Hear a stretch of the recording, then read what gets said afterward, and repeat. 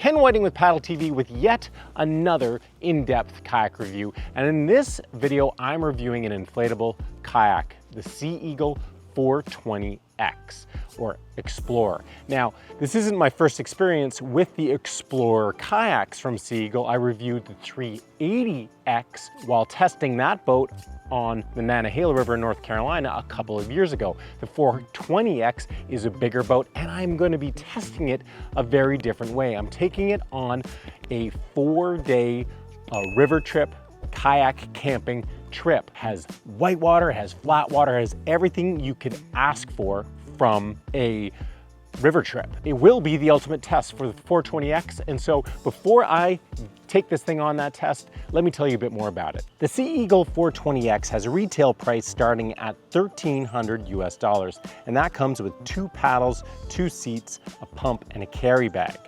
The boat is 14 feet long, it's 39 inches wide, it weighs 44 pounds or 20 kg, and it has a capacity of 850 pounds or 388 kg. Its primary use is all conditions up to Class 4 whitewater and up to 3 people. Now, the boat features a rigid drop stitch floor that sits on top of an outer floor that provides valuable extra protection. It has a large removable rear skeg. It has 3 separate air chambers for safety.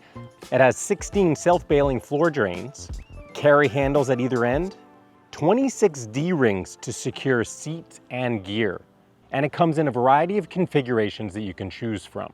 So enough talking about the kayak, let's get it on the water, and so let's go to the Dumoine River for a 4-day river trip.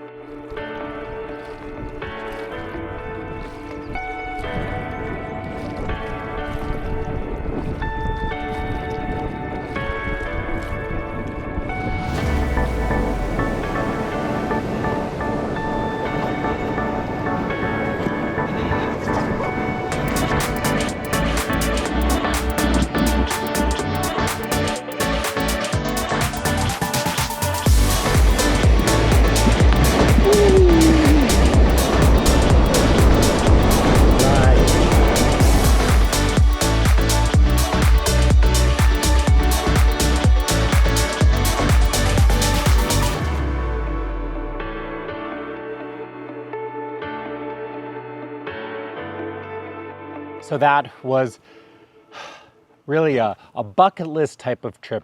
The Dumoine River is a world-class canoe tripping river, at least that's what it's known for. And so taking the inflatable kayak down was a new twist.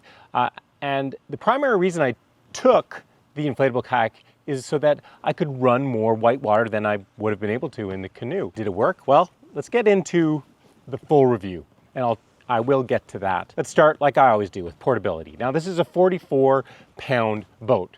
That's not a light portable kayak. It's not a heavy portable kayak. It's kind of middle of the road. It's a substantial boat. It's 14 feet long, and so you expect it to be a little heavier than other portables, but what you are getting for that little bit of extra weight is durability, and we'll get more into that. Otherwise, the bag that this thing comes in is really simple.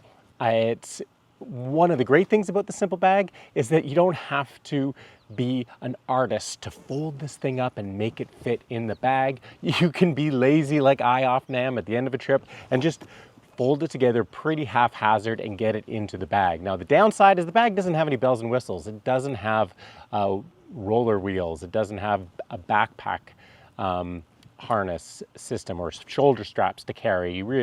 It's got a couple of straps to carry. So carrying it for over a long distance isn't easy at 44 pounds. But you know what?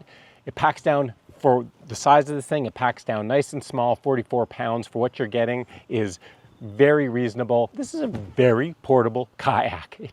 It'll fit anywhere in your car or at home. Now let's talk about stability and performance. Now, starting with stability, at 39 inches, the 420X is one of the wider kayaks on the market, which should mean that it's one of the most stable kayaks on the market, and it definitely is. I even spent a good chunk of my time on the trip standing up and paddling it like a stand-up paddleboard when, after a long day of sitting, my butt was getting sore and I just wanted to stand. It would also be a great platform for standing up and fishing. You would be really hard pressed to flip this thing. You're way more likely to just fall out, and this thing would remain upright. That's how stable it is. Now let's talk about performance. And usually performance is impacted by stability. If the boat is wide and stable, it generally doesn't perform that well. But there's two types of performances we need to talk about when it comes to this boat. There's flatwater performance, and then there's rapids or whitewater or current performance, because those things are very different. And let's start with the flatwater performance. Now at 14 feet long, this is a fairly long inflatable kayak. It's one of the longer inflatable kayaks you can get, and that's why it has a capacity of up to 3 people. 3 people can go in here, although it'd be a bit tight. You want to have maybe a couple kids or at least smaller people. I think it's great, very comfortable for 2 people. I was using it as a solo boat with a ton of space for gear, but I'm getting off topic. Flatwater performance. Being a long boat, typically speaking, longer boats are faster and they track better. Now, this boat, when I put the removable fin in, it tracked surprisingly well for such a wide boat without a keel, without a bow that's designed to slice through the water. That being said, it's not a fast boat. You know, it's 39 inches wide. A wide boat, you end up pushing more water.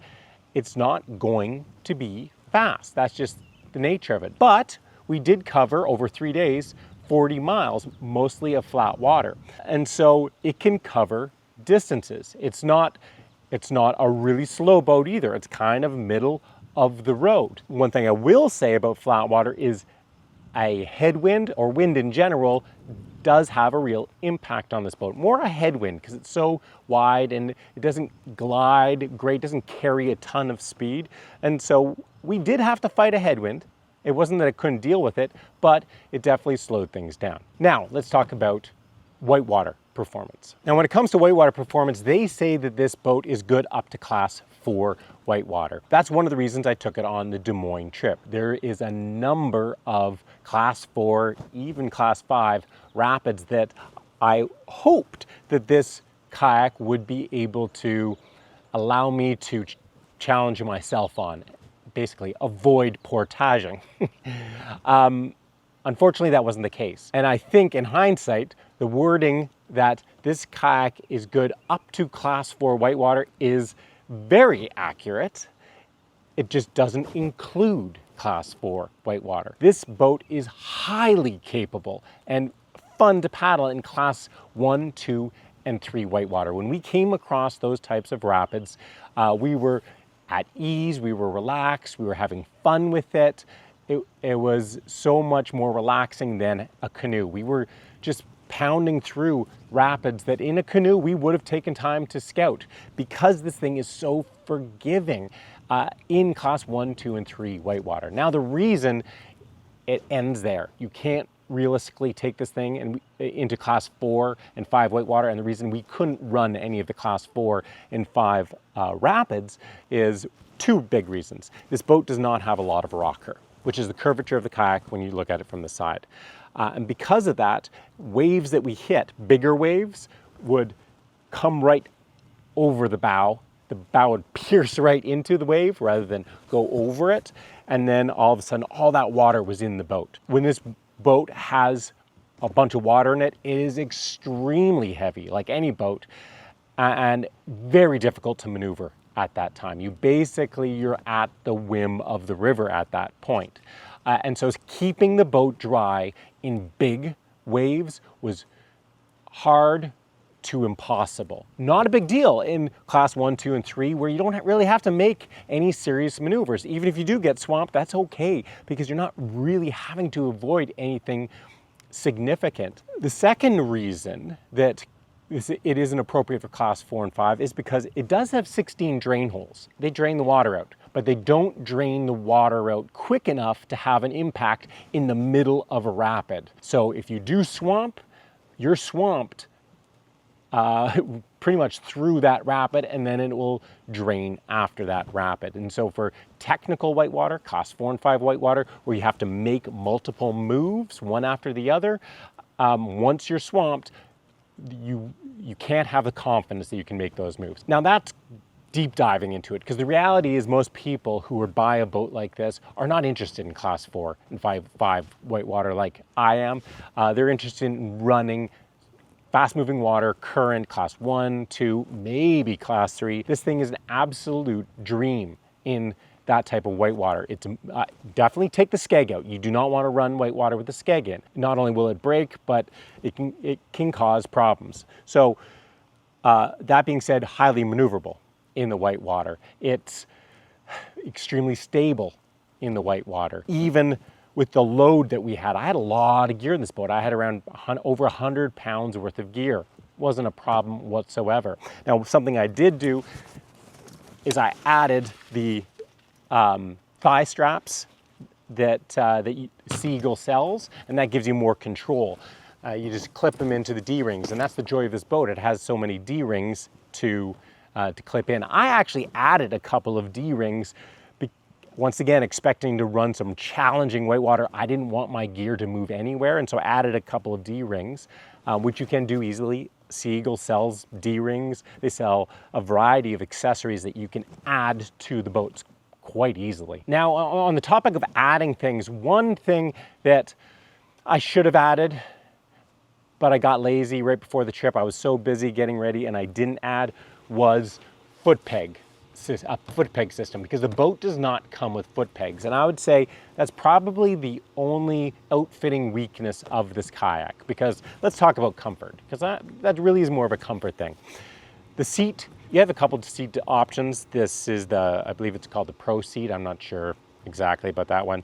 It's comfortable, provides great support for lounging, but also when you're paddling. It's got enough of a cushion to keep your butt quite comfortable over a long day, and elevated off the floor so that if there's water in this boat, you're not sitting in the water. The foot pegs missing is a matter of comfort, but not a huge, a little bit of comfort. Your legs do just lie against the side of these tubes, and so that's nice.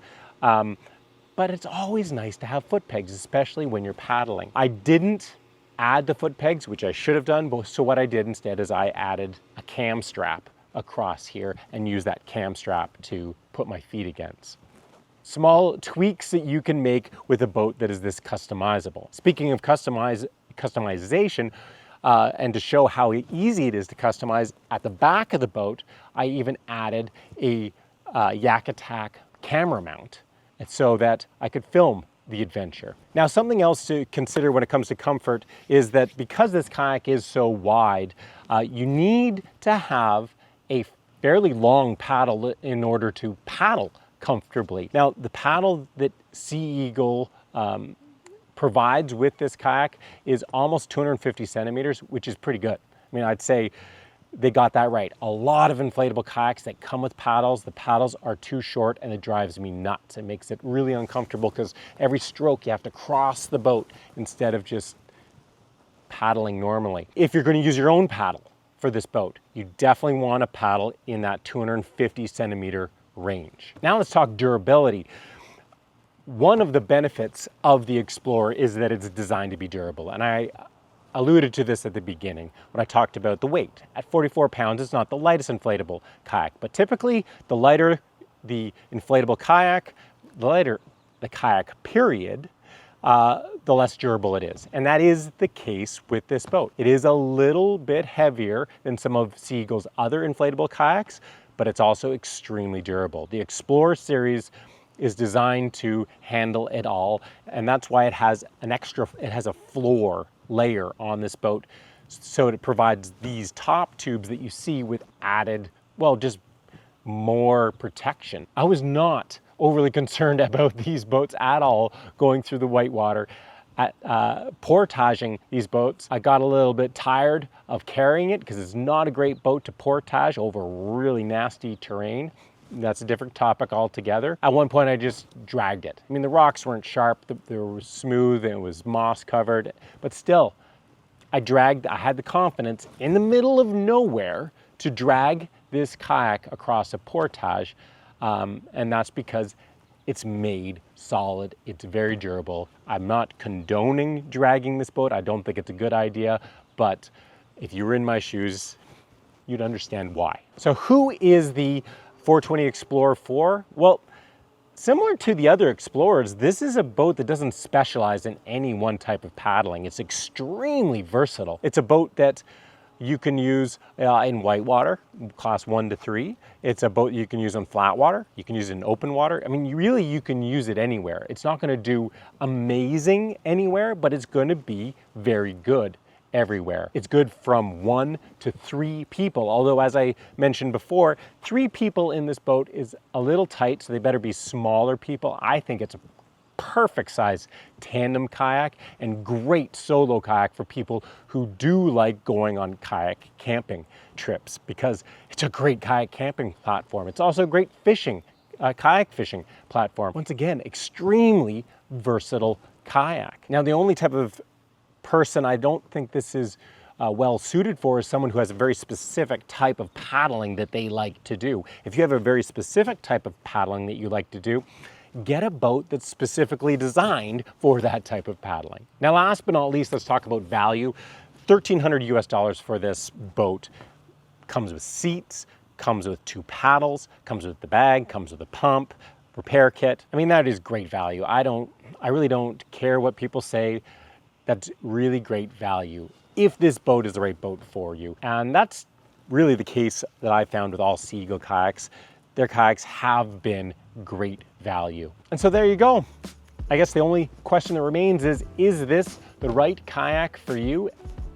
And only you can answer that question. I hope you guys have enjoyed this review. If you have, give it a thumbs up. Subscribe to Paddle TV if you haven't already.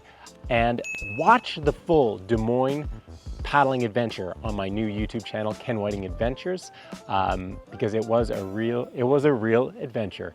And there's a number of other adventures on there too. Leave a comment down below if you have experience in this boat. Have you done some kayak camping in this boat? Have you used this boat with 3 people? Any customizations you've done? Share that with everybody in the comments down below.